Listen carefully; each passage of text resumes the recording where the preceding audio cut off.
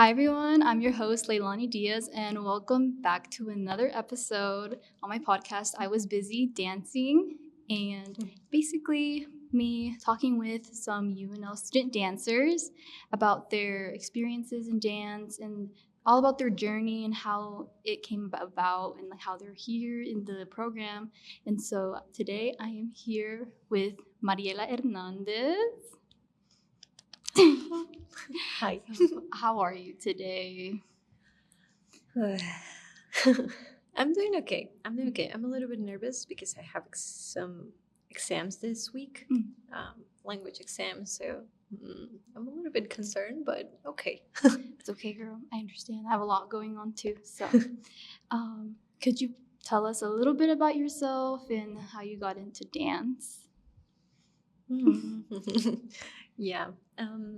It's kind of for me, it's kind of a crazy story. Well, maybe it's not that crazy. I think it was kind of just following a pathway that led me to one place and to another. So first of all, I have been living in Lincoln, Nebraska for 5 years now. So I moved here just before the pandemic happens, and my intention was not moving here. So I was just like kind of trying to get a better relation with English because I wanted to do postgraduate studies. So I graduated at the university in Mexico as a stage director. So I studied theater. And since back then, I was more drawn into movement training. So five 5 years ago, I was really like looking forward like to study or to specialize like in like teaching movement. Um, and then when I came here, I started to get in touch with different people from the dance community, including like Susan and Rai and Hewon. And I got invited to a few events, and then I applied. I was like, well, if I want to practice my English, I think, and I want to keep moving and meeting people. So I present my audition to become like a minor in dance. But then at the end, I decided to do the major.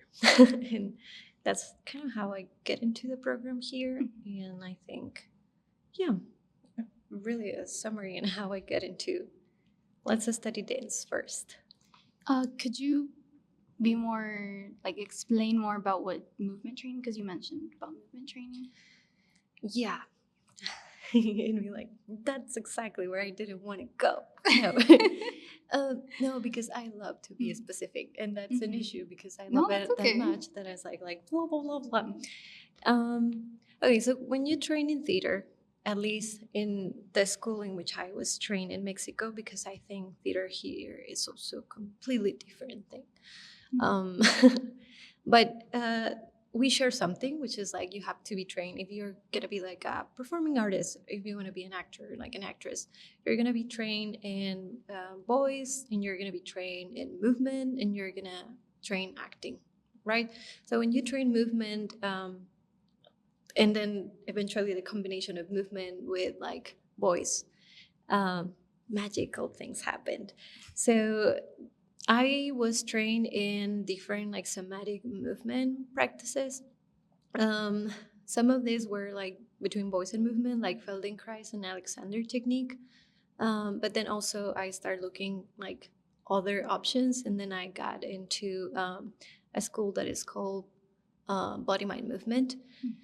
In in that school, you basically it's about developing self awareness, and connecting like understanding yourself better through movement, and that means that there is not a specific technique, but it's more like different learning different exercises that can help you to build that connection with yourself, and then how that can transform your relation with other people in space, but also like in your everyday like life.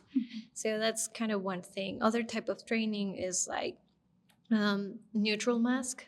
um, some of my professors like have like some knowledge about the school. There's a school that is like a school that is a school like is in France.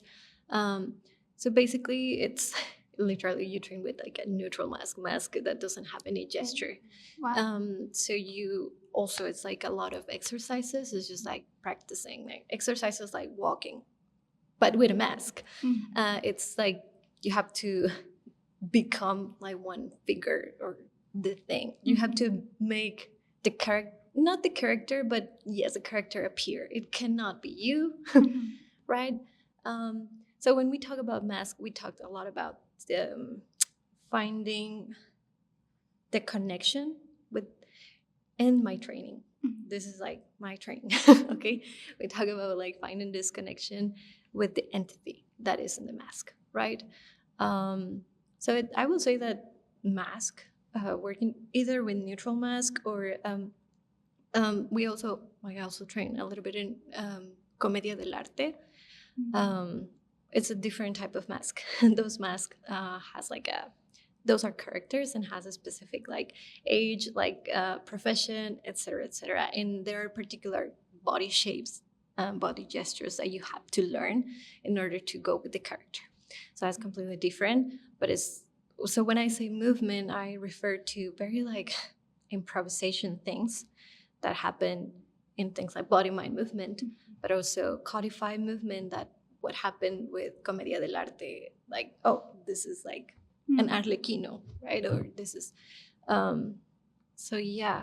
So it's a little bit of somatic movement and a little bit of like mask. Neutral masking. I've never heard of neutral masking. So it's a very new concept for me as a dancer. So that's very interesting. And that was all in Mexico. And is it like a studio there that you were at, or? No, this was part of the professional training in theater. Okay. Also have opportunity to try balliness technique, like balliness mask technique also, which is like different, but there are like some commonalities that share. So yeah, all of this was in Mexico, and I studied a little bit of devising theater, which was kind of like a new concept for me at that point because I was just learning English and I just recently moved to US. But I studied that in Italy for a month, and a little bit of clown. The red nose is also considered a mask. So that's another. I did not know that. Wow, that's really cool. And like, what challenges did you face since it's like a lot you were learning and trying to like explore? Like, what challenges did you face throughout that like experience? I think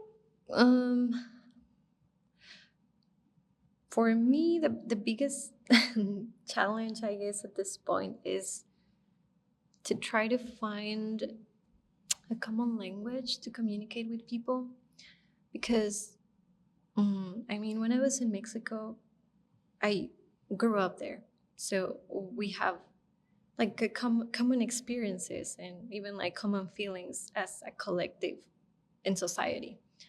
But when I moved here, it was like everything was gone. I was in the middle of a place in which nobody, or it was really rare to find someone that can understand or can even imagine some of the things that were part of my life or that were really meaningful.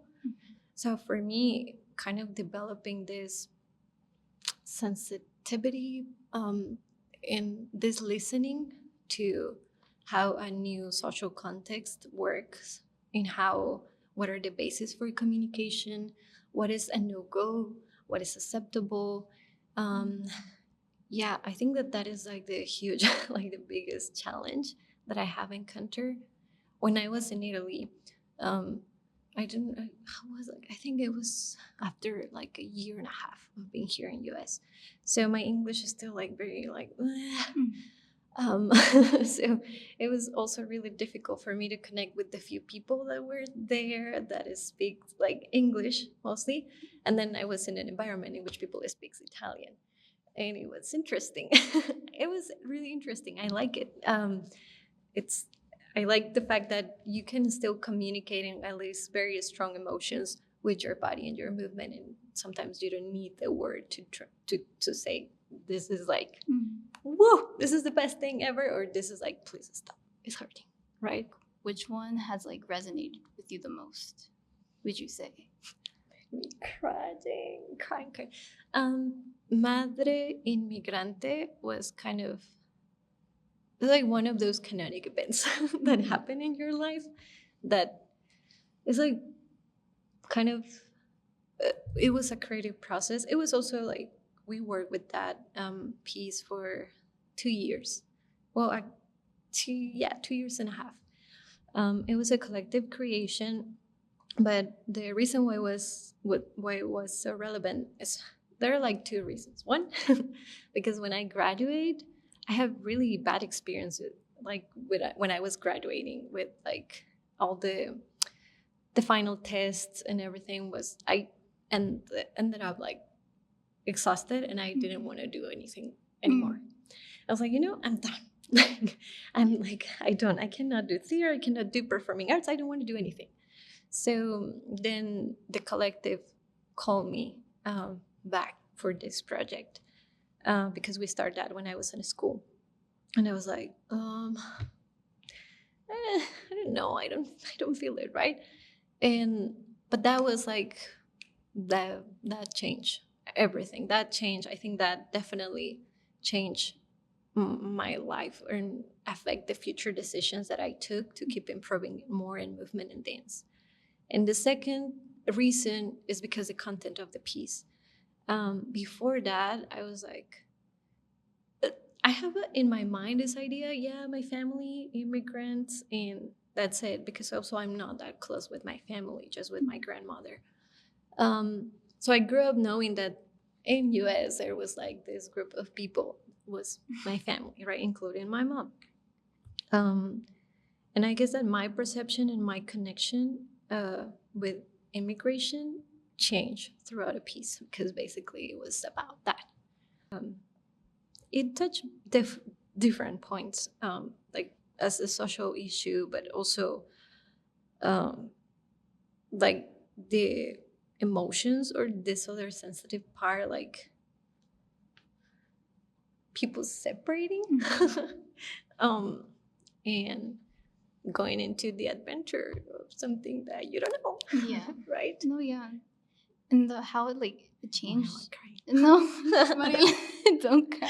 It's okay. Yeah, it's okay. It's okay, Mm. girl.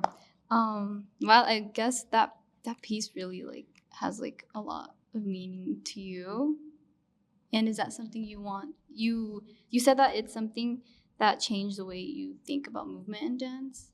And so going into like college, is that something you try to bring into more of your pieces and like tell people like or like express it to them about how you want movement to be through your eyes or through the way it's in your mind? Hmm. It definitely impact in the sense that when we build or when I learn how to build um, movement sequences, like for a long piece, because this piece was like a dance theater piece, so there was almost no text. It was like just like 1 minute of text. So it was also my first time like in a long, like in a 45 minutes, just like moving and dancing all the time, nonstop. Sorry. So we learned how, kind of like how to codify movement, but the codification of the movement that we create, it was never like 1, 2, 3, 4, 5, 6, 7, 8. It didn't come from there. It comes from the meaning. Like each thing, like our body on this space was the poem. So it's like each movement has a meaning. Nothing goes empty, right? And that's another phrase that I really love.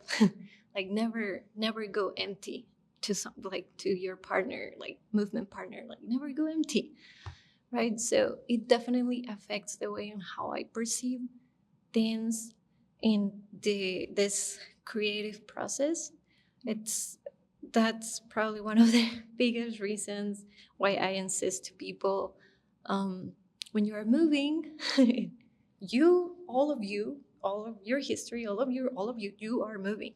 I don't want to see, oh yeah, this is pretty. This is like, if you are vibing with that, okay, go for that. But if not, just be you, right? It's like, I don't want to, I'm not asking for, I'm asking for you.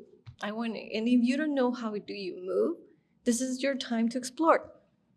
Explore and find how do you move? What do you vibe with? What is like a no-go, right? So it definitely, yes. But also caused me a lot of conflict What because sort of conflict? because you enter in a class of dance at least, and then it's like, okay, this is a sequence, and then it's like, I don't feel any of this, right?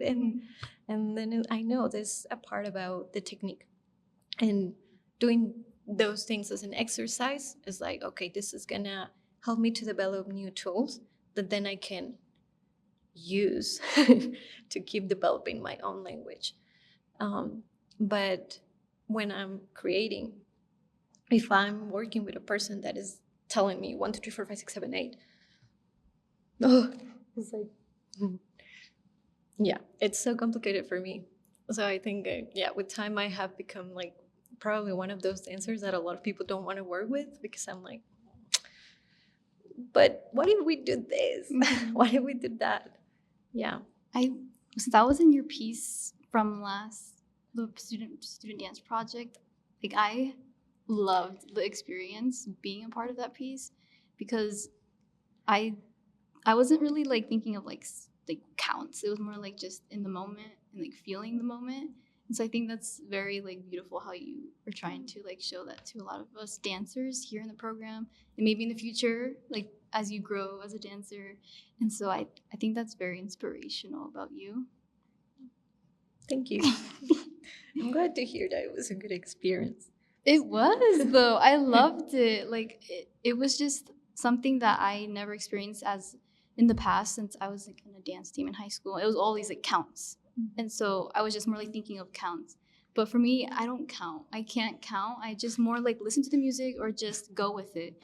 And so your like piece really just gave me like a very very emotional like moment and just a moment where I can just be myself in the piece and not think about just counting or just doing the steps of how it must be, you know? And so I just love that, especially in that one piece. I was like, oh. It's like, oh my gosh, I love it. I was like, yes, Mariela. We got that.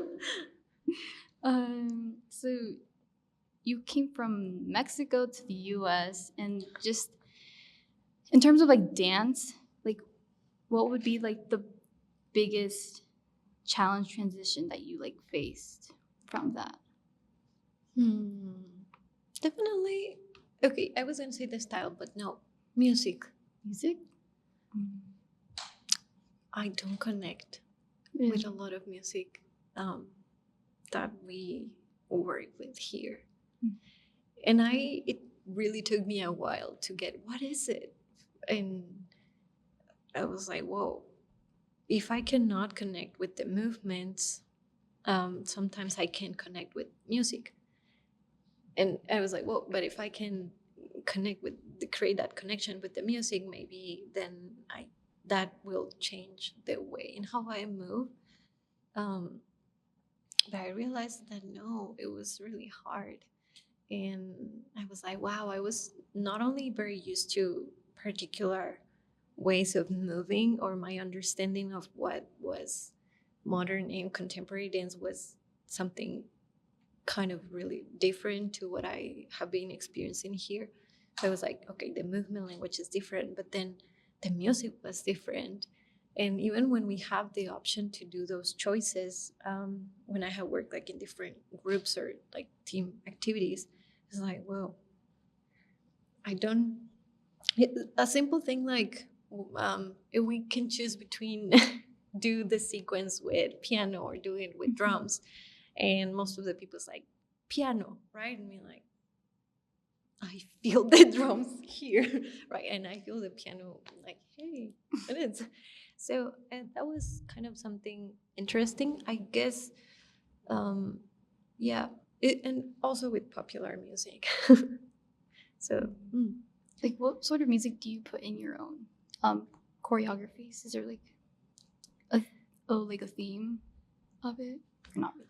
No, for me, there's a theme. It should be a creation for that specific piece, and it should include something about nature. Yeah, that's I will say yeah. Um, and even if nature, I don't know, it's like a farmer's market, and yeah, it's like even if nature's like, well, I'm far away from nature, but now the environment is farmer's market, or like I don't know, game day and people screaming, yelling in the street. If that's what I have, um, and it's connected to the piece in a way, that has to be there. So yeah, so that's kind of, and I love to include multiple like instruments, but I really like vibe a lot with the drums. But the other part for me, which has been really hard, is um, if I'm working with a group of people, I have to be aware that it's not only what I vibe with or what I can connect, but also is discussing what are the elements of music or like rhythms that they can connect with. And I guess that I'm still very like in a starting, I'm like, yeah, I'm just starting that process. So I don't have a formula for that yet. I don't know if I'm gonna have a formula, but I kind of have the intuition that that part is important. And sometimes I don't know how to make it happen and how to make it like come together at the end. I just want to go into like college, since you're right now in college. And so, how has studying dance in college affected your view on the art form compared to your past experiences? Um, Now I was like, the reason the reason why I start um, do more independent practice in styles like house, funk, hip hop, etc.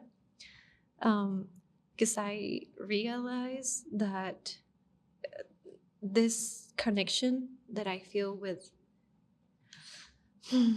community, or like it's not, maybe not a connection, it's like a necessity that I do have about being involved in a community, and how movement can be that element that can bring a community together.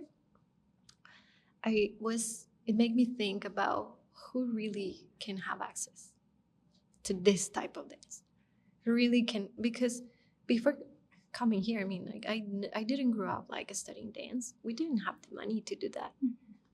So I started like doing some dance when we have like arts classes when I was in high school, um, and I love it. And I'm studying that, and I keep studying that, right?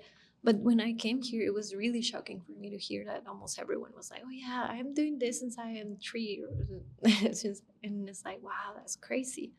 And I realized like, yeah, there's like a lot of um, dance vocabulary that I'm not connecting with.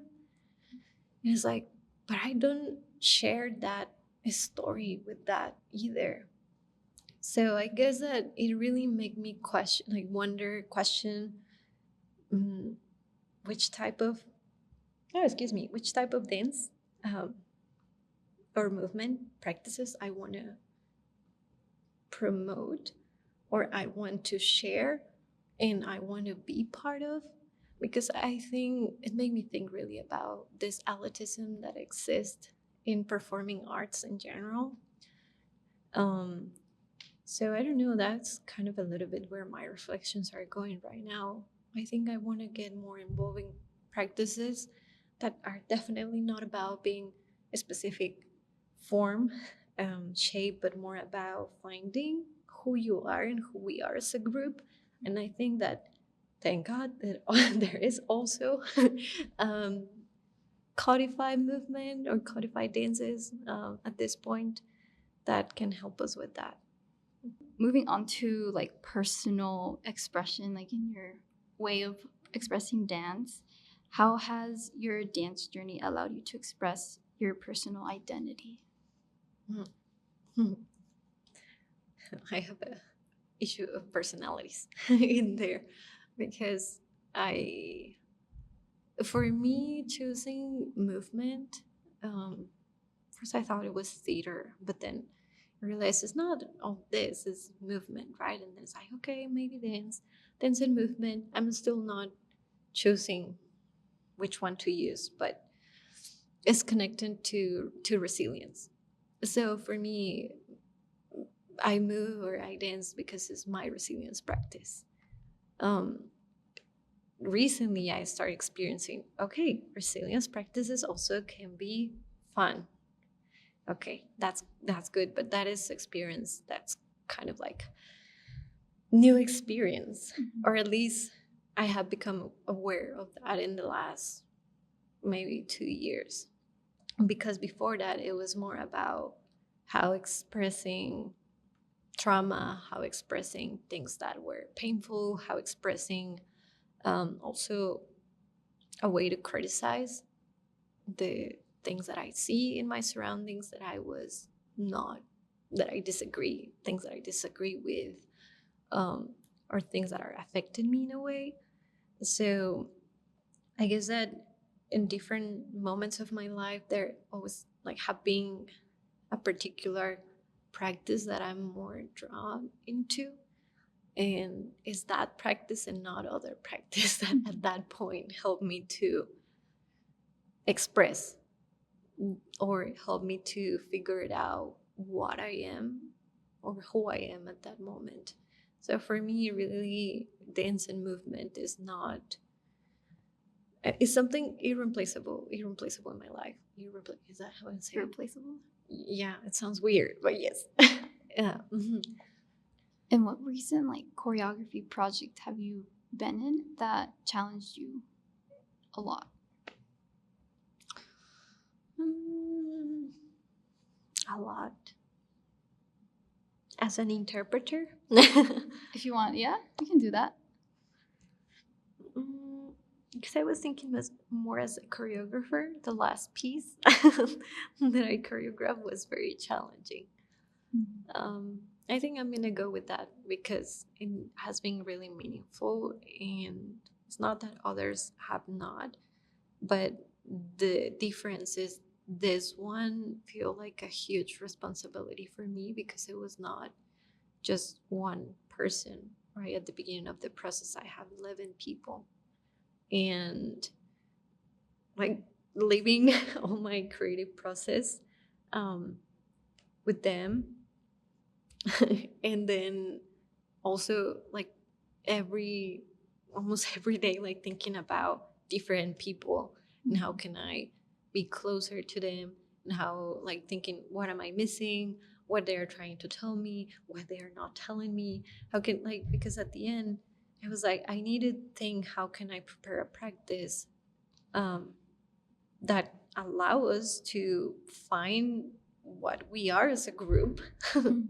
And this was the first time that I worked with a bigger, like a big, like, yeah, with a big group. I consider that 11 people is like a big group.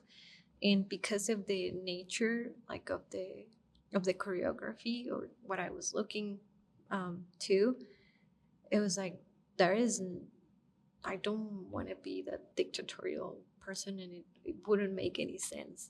So I feel it was very challenging because I feel a big like responsibility about how to be sensitive, but at the same time how to keep things on track.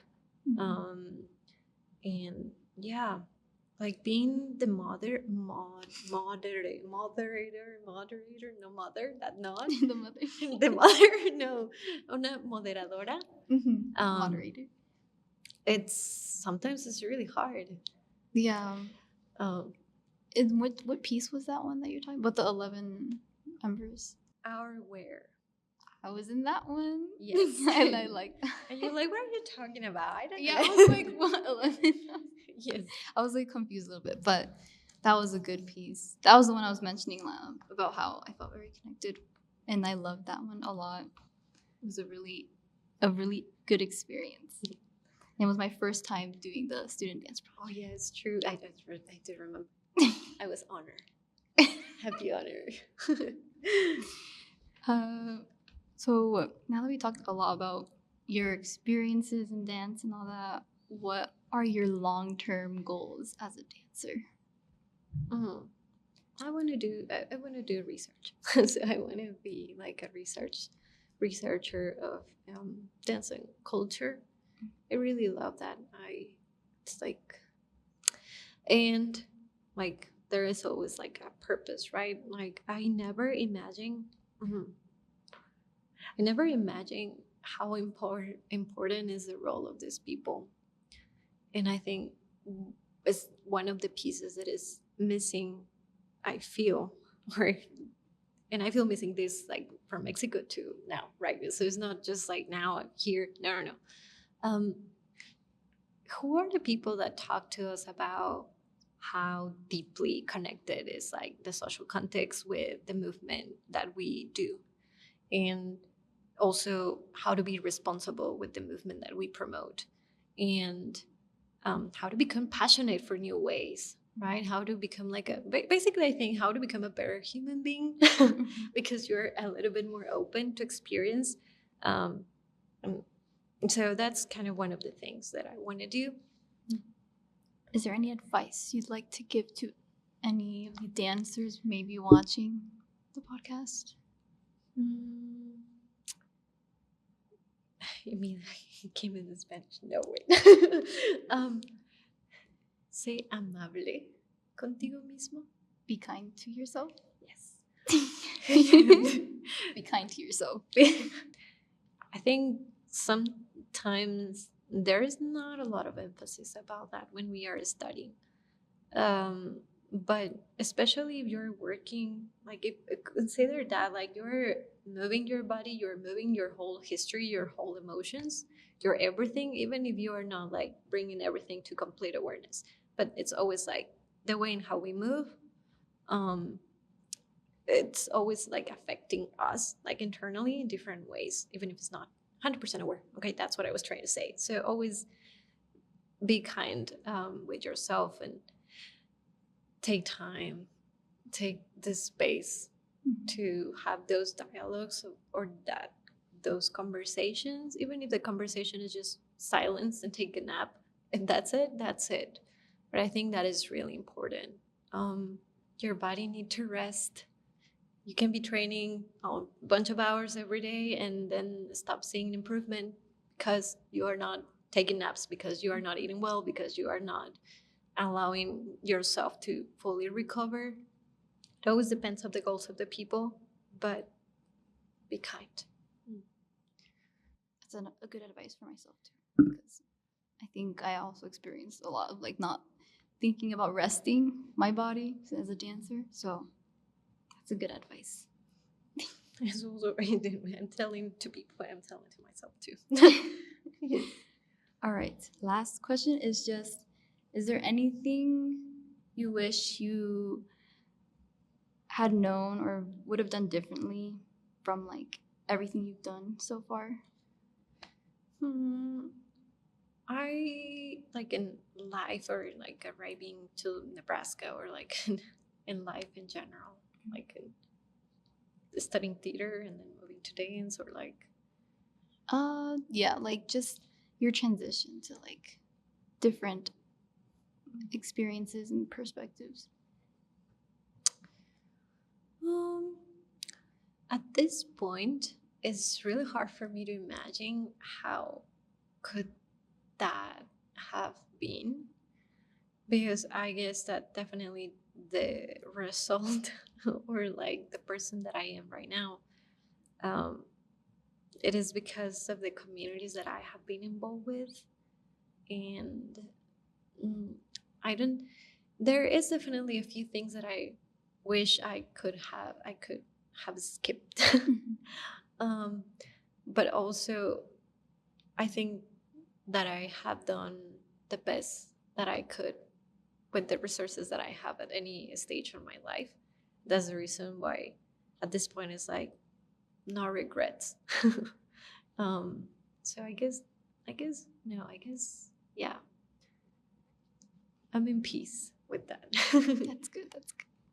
Well, thank you, Mariela, for coming. I really appreciate it. And the things you've talked about, I learned something new about the neutral masking, and then just more about your experience of coming from Mexico to the US and just having those experiences in the choreographies and trying to explore and express the way you Mariela's mind in movement.